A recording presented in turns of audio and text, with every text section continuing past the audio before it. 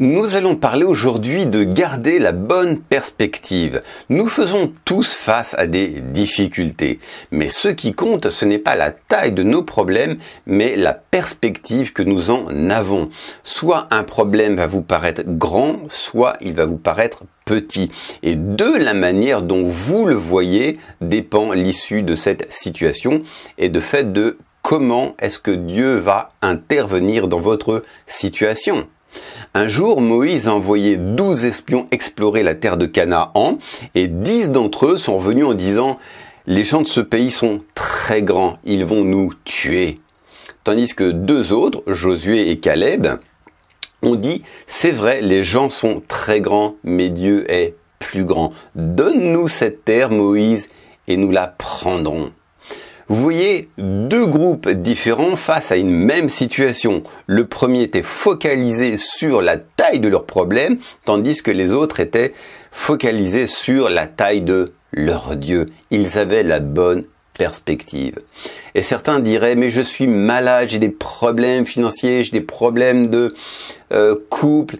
Non, vous avez la mauvaise perspective et cela retient Dieu d'agir. Vous savez que David n'a jamais appelé Goliath un géant. Au contraire, il l'a qualifié de Philistin incirconcis, ce qui était vraiment une insulte à l'époque. David n'a jamais appelé Goliath un géant parce que dans sa tête, ce n'était pas un géant. David avait la bonne perspective. Et ce sur quoi vous vous focalisez est ce que vous magnifiez. Et ce que vous magnifiez, c'est ce à quoi vous donnez du pouvoir et de la puissance. Donc ne rendons pas nos problèmes plus grands, rendons Dieu plus grand. C'est la raison pour laquelle David a dit la chose suivante. Magnifiez l'Éternel avec moi, exaltons son nom ensemble. David disait en quelque sorte, ne rendez pas votre problème plus grand qu'il ne l'est, rendez Dieu grand. Et Goliath se moquait de David et disait, mais qui es-tu toi, petit David, qui viens à moi juste avec une fronde? Mais David lui a dit, je viens au nom de l'Éternel Tout-Puissant, et ce jour même je te donnerai à manger aux oiseaux du ciel. David n'a pas dit, j'espère, je crois, j'exerce ma foi pour... Non, il a dit, ce jour même, je te donnerai à manger aux oiseaux du ciel. Il était rempli d'assurance. Alors, il ne s'agit pas de nier les situations par lesquelles nous passons, juste que nous ne devons pas nous laisser intimider par celles-ci et nous ne devons pas continuellement en parler et nous devons avant tout, surtout magnifier la puissance de Dieu, ce que Dieu peut faire et déclarer avec assurance, j'ai la victoire, mon Dieu me guérit, mon Dieu va me sortir de cette situation. Votre problème n'est pas si grand que ça quand vous considérez la taille de Dieu. Et vous devez aussi savoir que l'ennemi ne vous combattrait pas autant s'il ne savait que Dieu avait de grands projets pour vous. Et d'ailleurs, la taille de l'épreuve à laquelle nous faisons face est souvent proportionnelle à la destinée glorieuse que Dieu a pour vous. L'ennemi ne vous combattrait pas autant s'il n'avait en tête les grandes choses que Dieu avait en réserve pour vous. Et même le Seigneur va utiliser l'adversité pour vous élever. En fait, il n'y a pas d'élévation sans une dose d'épreuve, sans une dose de difficulté. Et Dieu va même utiliser les circonstances par lesquelles vous passez pour vous promouvoir, pour vous hisser. Vous savez, qu'est-ce qui a fait de David un roi? Eh bien, c'est Goliath. Sans Goliath, il n'y aurait pas eu de David. Donc, considérez les épreuves par lesquelles vous passez comme un moyen que vous donnez à Dieu pour vous élever. Plus grande sera la persécution, plus grande sera la bénédiction, l'élévation et la promotion. Non, gardez en tête, mes amis, que rien n'est trop grand pour Dieu. Qu'est-ce que vos situations au regard de la taille de Dieu? Il n'y a aucune maladie qui ne puisse vaincre, aucune situation qui ne puisse, dans laquelle il ne puisse agir. Et je pense aussi à cette histoire de Élisée qui un jour fut amené à attaquer 400 faux prophètes. Il les a confrontés et finalement la foudre du ciel s'est abattue sur ces 400 prophètes. Et à cette même période, eh bien, il y a une méchante femme qui s'appelle Jézabel. Quand elle a appris ce que Élisée a fait aux faux prophètes, elle s'est dit, toi, Élisée, je vais te tuer. Tu vas vraiment souffrir entre mes mains. Et finalement, eh bien, Élisée a couru aussi vite qu'il a pu. Il est allé aussi loin qu'il a pu. Il voulait même mourir. C'est curieux. Le même Élisée qui pourtant a vu Dieu intervenir devant les 400 faux prophètes a été intimidé juste par une femme.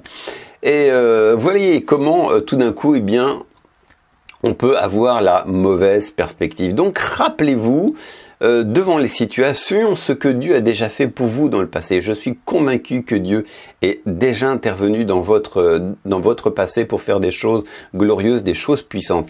Et s'il l'a fait dans le passé, il peut le faire à nouveau. Donc, dans vos situations, rappelez-vous comment Dieu est intervenu dans le passé. Ce qu'il a fait autrefois, il peut le faire à nouveau. Donc, rappelez-vous, ne soyez pas comme Élisée qui a oublié ce que Dieu venait de faire avec les faux prophètes. Voilà.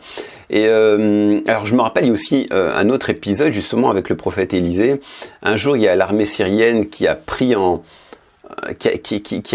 voulu s'attaquer aux Hébreux, qui a pris en étau les Hébreux, et il y a le serviteur du prophète Élisée qui était paniqué. Il disait, mais Élisée, regarde ce qui se passe, on va se faire tuer. Et Élisée a fait une simple prière. Il a dit, Seigneur, ouvre ses yeux. Et lorsque les yeux du serviteur d'Élisée se sont ouverts, il a vu des milliers de chevaux et de chars en feu céleste. C'était une vision céleste. Ça veut dire que l'armée de Dieu dans le monde invisible était plus puissante et plus nombreuse que les ennemis qui voulaient tuer les Hébreux. Donc, et en fait, Élisée disait en quelque sorte, est la bonne perspective. Regarde, celui qui est pour toi est plus grand que ta maladie. Celui qui est pour toi et avec toi est plus grand que tes problèmes financiers. Donc, ayez la bonne perspective. Sachez que dans le monde spirituel, ceux et celui qui sont pour vous délivrer, sont plus nombreux que ceux qui viennent contre vous. Alors, j'ai entendu aussi cette histoire, c'est l'histoire d'un petit garçon qui était impressionné par le chien des voisins. Il en avait peur, il n'osait pas l'approcher. Et un jour, son papa l'a surpris en train de regarder le chien avec son télescope, mais du mauvais côté. Il lui dit, écoute chérie, regarde, tu regardes du mauvais côté, donc tu vas tout voir en petit plutôt que de voir en tout grand. Et l'enfant lui dit, donc il regardait le chien, et le fils lui dit, mais je sais papa, mais lorsque je regarde du mauvais côté, je vois le chien plus petit et j'ai moins peur. Voilà, donc regardez le télescope du bon côté, changez de perspective et Dieu vous accordera la victoire.